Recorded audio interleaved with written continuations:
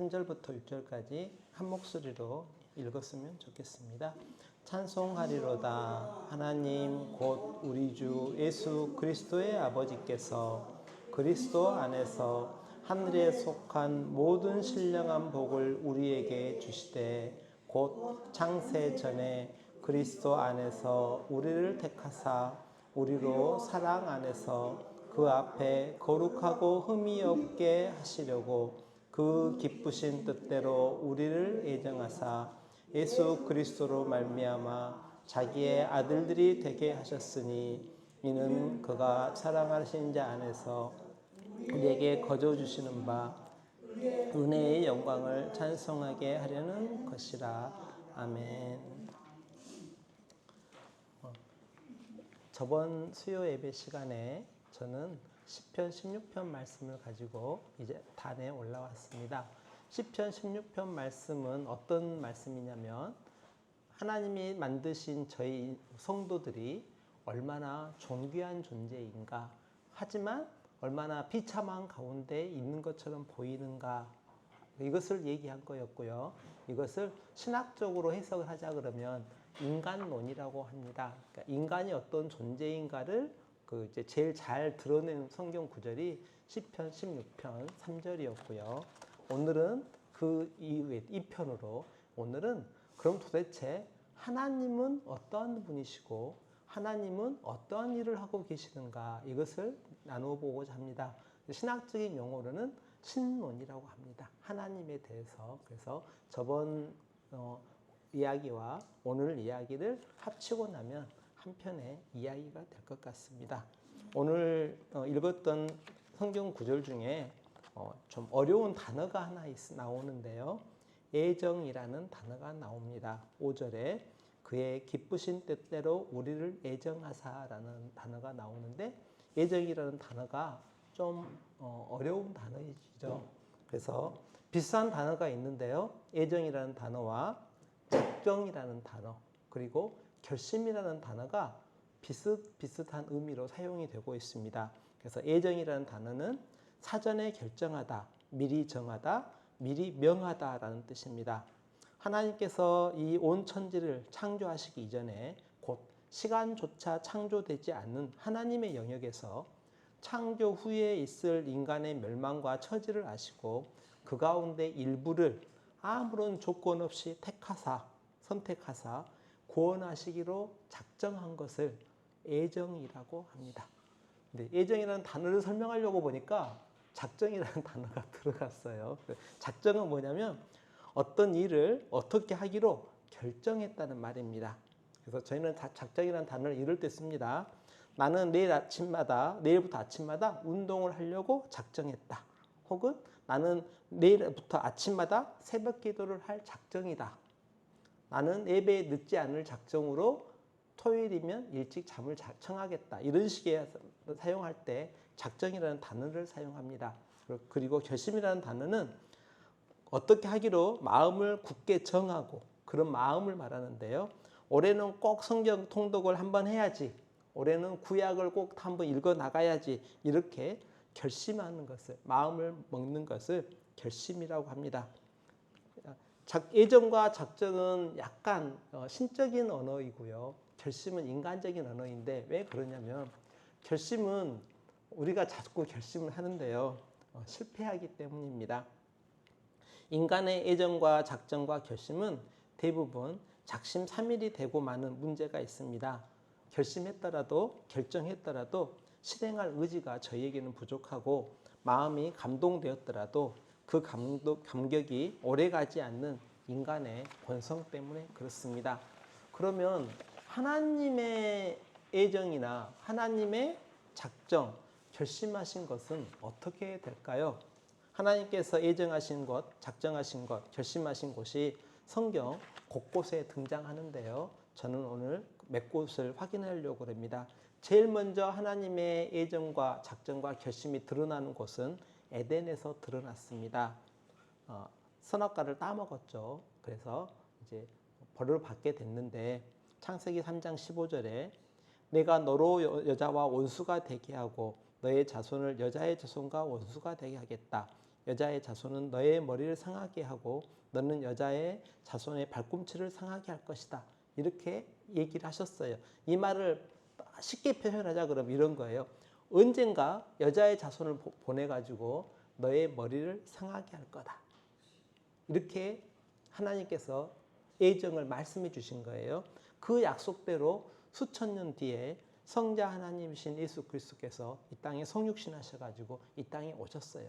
자, 에덴에서 약속하신 것을 이루신 거죠. 그대로 이루신 거예요. 그런데 에덴에서만 그랬냐? 아니에요. 애굽에서도 그랬어요.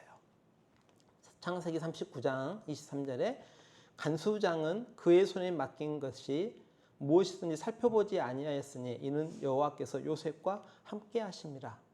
여호와께서 그를 범사에 형통하게 하셨더라. 지금 감옥에 있는 요셉을 하나님이 형통하게 하셨다라고 얘기하고 있는데요. 여기에는 하나님의 예정과 작정이 포함되어 있는 거예요. 이유가 있다는 거예요. 창세기 41장 1절에 만 2년 후에 바로가 꿈을 꾼 즉 하나님께서 바로에게 꿈도 꾸게 하셨어요. 근데 그것도 이유가 있어요. 창세기 46장 3절과 4절에는 아들이 총리가 되어가지고 부모를 모시려고 한다고 하니까 그래도 내려가는 것이 두려워하고 있을 때 야곱에게 애굽으로 내려가는 것을 두려워하지 말라고 하시면서 하나님께서 이 말씀하십니다. 하나님이 이르시되 나는 하나님이라 내 아버지 하나님이니 애굽으로 내려가기를 두려워하지 말라. 내가 거기로 너로 큰 민족을 이루게 하리라. 자, 하나님께서 노예로 팔리게 하고 감옥에 억울하게 감옥에 가게 하고 감옥에서도 간수장에게 은혜를 입게 하고 바로가 꿈을 꾸게 하고 또 거기에 흉년이 들고 풍년이 들고 하는 과정이 모두 다가 지금 뭐 때문이냐면 하나님께서 이 가족을 애굽으로 보내서 큰 민족을 만드시려고 지금 이걸 하신다는 거예요. 그런데 하나님께서 이런 계획을 제일 먼저 인간에게 알려준 시기가 언제냐면 창세기 16장에 이걸 미리 말씀해 주셨어요. 창세기 16장 13에서 16절에 하나님께서 아브라함에게 이렇게 말씀하십니다. 너는 반드시 알라. 내 자손이 이방에서 객이 되어 그들을 섬기겠고 그들은 400년 동안 내 자손을 괴롭히리니 그들이 섬기는 나라를 내가 징벌할지며 그 후에 내 자손이 큰 재물을 이끌고 나오리라. 자, 하나님께서 아브라함에게 훗날 너의 후손들이 이방에 가서 객이 돼가지고 400년 동안 고생할 거야. 400년 뒤에 그리고 4대 뒤에는 내가 다시 데리고 나올 거야 라고 얘기하고 계시는데 문제는 이렇게 얘기하고 계실 때 아브라함에게는 자녀가 없어요. 그러니까 지금 이삭은 태어나지도 않았어요. 창세기 16장에 이 말씀하고 계시는데요. 17장이 넘어가야 하나님이 아들을 준다라고 하시고 사라는 웃고 하는 과정이 벌어지고 그래서 아이가 얻어요. 지금 무슨 상황이냐면 아이는 태어나지도 않았는데 하나님께서는 미리 약속을 하시는 거예요. 당신의 애정을 알려주신 거예요. 저희들에게. 앞으로 너의 후손이 태어날 거고 후손들이 이방인의 땅 애굽으로 내려갔는데 얼마 만에 돌아올 거냐? 400년 그리고 4대 만에 돌아올 거다라고 말씀하셨어요. 처음에 저 이 구절을 보고 약간 의아했어요. 아니 400년이면 4대가 훨씬 더 될 건데 4대 만에 돌아오면은 몇 명이 갔다가 4대 되면은 몇 명이나 되지 뭐 많아봐야 뭐 몇천 명 되지 않을까 이렇게 생각을 했는데 출애굽기 6장 16절과 20절에서 족보가 나옵니다. 레위 아들들의 족보가 나오는데 1대가 레위고요. 2대가 고핫이고요. 3대가 아브람이고요. 4대가 아론과 모세입니다. 모세가 애굽에 있는 이스라엘 백성들을 출애굽에서 데리고 나오죠. 약속대로 딱 4대 만에 400년 만에 하나님께서는 출애굽에서 데리고 나오신 거예요. 자, 하나님께서는 아이가 태어나기 전에도 어떤 예정을 이미 하셨고 아이가 태어나기 전에 그 예정을 알려주시고 그 예정대로 그 역사 작정하신 대로 그 결심대로 역사를 이루어 가신 거예요. 이 흐름에서 놓고 보면 흉년이 든 것도 하나님의 예정하심이고요. 풍년이 든 것도 하나님의 예정하심인 거고요. 형제들한테 노예로 팔린 것도 예정하심에 들어가 있고요. 억울하게 부끄러운 죄명으로 성폭행 미수범으로 감옥에 들어간 것도 하나님의 예정하심 들어있고요. 반대로 바로가 꿈을 꾸어서 총리가 되는 것도 하나님의 예정하심에 들어있다는 말이 돼요. 자, 에덴에서도 하나님이 예정하심을 드러내 주셨고요. 애굽에서도 드러내 주셨다 그러면 바벨론에서 또 드러내 주세요. 에레미야 25장 11에서 13절에는 이 민족들이 바벨론 왕을 섬기는 시간이 나와 있어요. 70년 동안 바벨론의 왕을 섬긴다. 70년이 지나면 포로 생활이 끝나고 다시 돌아온다라고 이미 말씀하고 계신 거예요. 당신께서 작정하시고 예정하시고 결심하신 것을 지금 알려주고 계시는 거예요.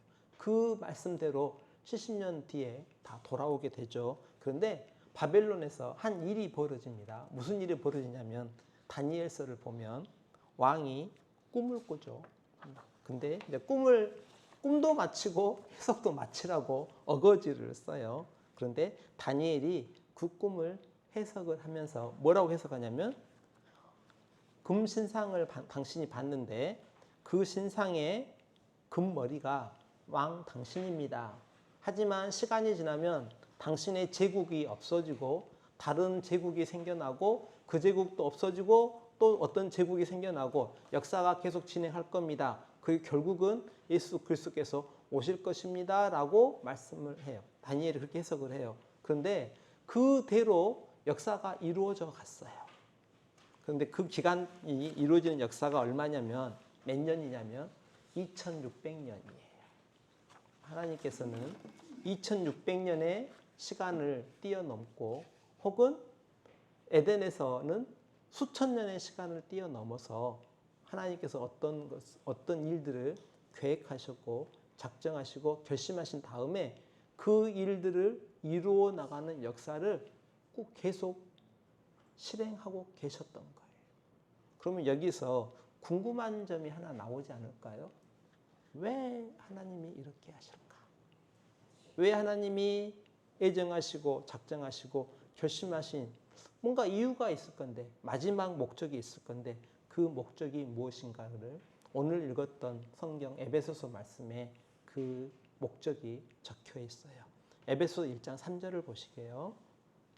자, 하나님이 이렇게 예정하시고 작정하시고 결심하셨는데 그 마지막 목적, 뭔가를 이루시기 위해서 하신 건데 그 이유가 뭐냐면 찬송하리로다 하나님 곧 우리 주 예수 그리스도의 아버지께서 이렇게 하신 이유는 그리스도 안에서 하늘에 속한 모든 신령한 복을 우리에게 주시되 우리에게 복을 주시려고 하는 거예요. 근데 무슨 복이냐? 신령한 복을 주려고 하시는 거예요. 신령한 복도 하나만 주시는 게 아니라 모든 신령한 복을 우리에게 주시는 거예요. 하늘에 속한 모든 신령한 복을 우리에게 주시려고 이것을 작정하신 거예요. 최종 목적으로. 그래서 수많은 역사를 이루고 계신 거예요. 두 번째 목적이 에베소서 1장 4절에 나와 있어요. 우리를 택하사 우리로 사랑 안에서 그의 앞에서 거룩하고 흠이 없게 하시려고. 하나님께서는 우리를 거룩하게 하고 흠이 없게 하시려고. 왜 우리가 거룩하고 흠이 없어야 되죠? 천국에 거룩하고 흠이 없는 백성만 있기 때문에 천국 백성답게 하늘 백성답게 만드시려고 이 모든 일을 예정하셨다 생각하시면 돼요. 세 번째 목적은 에베소 1장 5절에 그의 기쁘신 뜻대로 우리를 예정하사 예수 그리스도를 말미암아 자기의 아들들이 되게 하셨으니 하나님의 목적 중에 하나는 우리를 하나님의 자녀 삼으시려고 우리를 하나님의 백성 삼으시려는 거고요.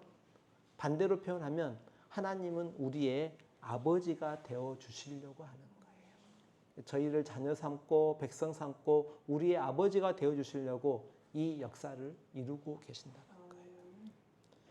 에베소서 1장 6절의 목적은 더 놀라워요. 앞에 세 가지 목적도 얼마나 놀랍고 감격스러운지 모르는데 에베소 1장 6절의 목적은 더 놀랍습니다. 이는 그가 사랑하신 자 안에서 우리에게 거저 주시는 바 그의 은혜의 영광을 찬송하게 하려는 것이라. 우리를 은혜의 영광을 찬송하는 존재로 만드시겠다는 거예요.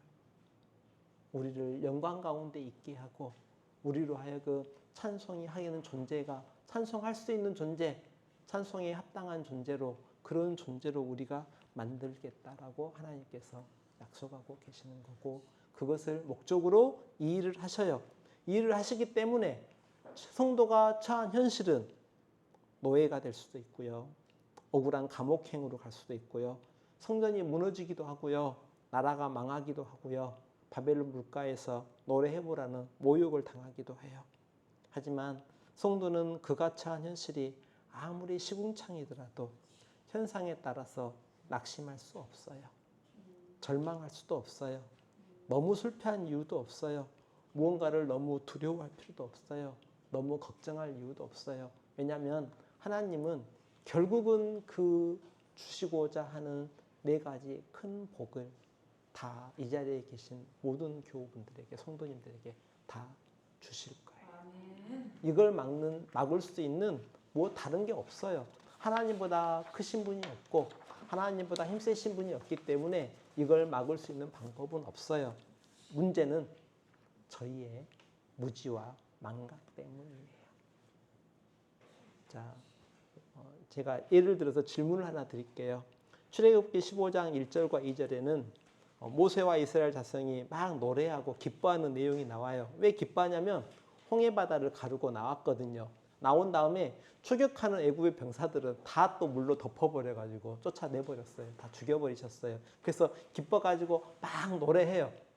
얼마나 기뻤겠어요. 노예에서 자유인이 됐고요. 나올 때 큰 재물도 가지고 나왔고요. 부자도 됐고요. 추격하던 세계의 강한 군대는 물에 빠져서 몰살해버렸겠으니까 이제 거친 것이 없게 됐잖아요. 그래서 이 기쁨과 감격이 얼마나 갔을까? 질문을 드릴게요. 1번, 3년 갔다. 2번, 3개월 갔다. 3번, 3주 갔다. 4번, 3일 갔다. 얼마나 갔을까요? 자, 답은요. 출애굽기 15장 22에서 24절에 나와 있습니다. 제가 읽겠습니다.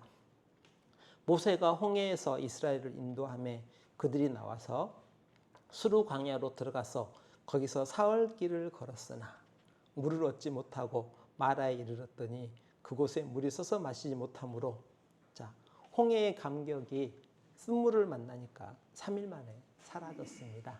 하나님 원망했고요. 모세 원망했습니다. 구원의 감격이 3일 만에 사라진 겁니다. 죄악된 인생은 3일을 못 견딥니다. 홍해의 기적도 노예에서의 자유함도 3일만 지나면 망각합니다. 그래서 작심 3일이라는 말이 우리나라에만 해당되는 게 아니고 이스라엘에 나와 있는지 모르겠어요. 어느 나라 어느 민족에도 통하나 봅니다. 저 이거 생각한 다음에 그래서 수요 예배를 기도회를 하나 3일째 모여야 되지 않을까 이 생각을 많이 했습니다. 그러면 이런 무지와 망각이 있을 때 해결책은 없을까요? 네, 해결책은 있습니다. 신명기 32장 7절에 이렇게 해결책에 나와 있습니다. 옛날을 기억하라. 역대의 연대를 생각하라. 내 아버지께 물으라. 그가 내게 설명할 것이요. 자, 3가지 해결책은요. 옛날을 기억하는 것, 역대 연대를 생각하는 것, 어른들에게 물어 배우는 것, 반대로 자녀에게 가르치는 겁니다. 정리하면요. 기억하고 생각하고 묻는 겁니다. 무엇을 기억하고 무엇을 생각하고 무엇을 물어야 할까요? 답은 간단합니다. 하나님이 예정하심과 작정하심과 결심, 그 작정대로 이루신 역사, 하나님의 주권, 그 통치, 그 장엄한 역사 가운데 누구를 주인공으로 세우셨죠? 교회, 성도들.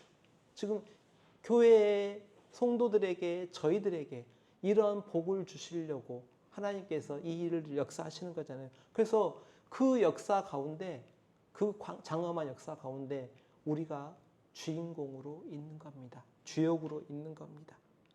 그래서 이 하나님의 역사하심과 하나님의 작정하심을 아침마다 묵상이고 작심 3일이니까 3일째 수요일 모여서 예배하고 기도회하고 주일 말씀 공부하고 주일에 예배드리고 말씀 듣습니다. 이걸 모르면 이스라엘 백성들처럼 광야에서 원망하다가 가나안에는 못 들어가고 죽게 되는 인생이 됩니다. 요약하겠습니다. 하나님께서는 만세 전에 저희에게 큰 복을 주시려고 하늘에 속한 신령한 모든 복을 주시려고 계획하셨고 그 계획대로 이루어 가셨습니다. 하나님께서는 만세 전에 성도 택한 백성들을 자녀 삼아 주시고 백성 삼아 주시고 당신은 우리의 아버지가 되어 주시려고 하나님께서는 이 일들을 이 역사들을 이루어 가셨습니다. 하나님께서는 결국은 이 자리에 있는 성도님들이 하나님의 영광을 찬송하는 존재로 삼으시려고 천국에 합당한 존재로 만드시려고 하나님께서는 이 일들을 이루어 오셨습니다. 문제는 저희들은 이 하나님의 모습을 너무나 자주 망각하고 또 이 일 가운데 있을 때 어떤 이는 죽음을 경험해야 되고 어떤 이는 노예로 팔림을 경험해야 되고 어떤 이는 나라가 망함을 경험해야 되고 어떤 이는 성전이 무너지는 것을 경험을 해야 됩니다. 억울한 죄명도 누명도 쓸 수 있습니다. 여기에 함몰될 수 없는 것, 이 현상 때문에 우리가 좌절할 수 없는 것은 하나님께서 이러한 복을 결국은 우리에게 주시고 하나님께서 결국은 이러한 존재로 만들어 주실 것을 알기 때문입니다. 기도하고 싶습니다. 기도하실 때는 먼저 만세 전에 애정하여 주시니 감사합니다. 이렇게 감사 기도를 했으면 좋겠는데요. 반드시 나의 이름부터 넣으셔야 됩니다. 나를 애정하여 주시고 나를 택하여 주시려고 이 온 피조계를 만들어 주셨군요. 이 역사를 이루어 가셨군요. 라고 얘기하시니까 본인 이름부터 넣으시고 그 다음에 가족의 이름, 교우의 이름 이렇게 넣어주셨으면 감사하겠습니다. 기도하겠습니다.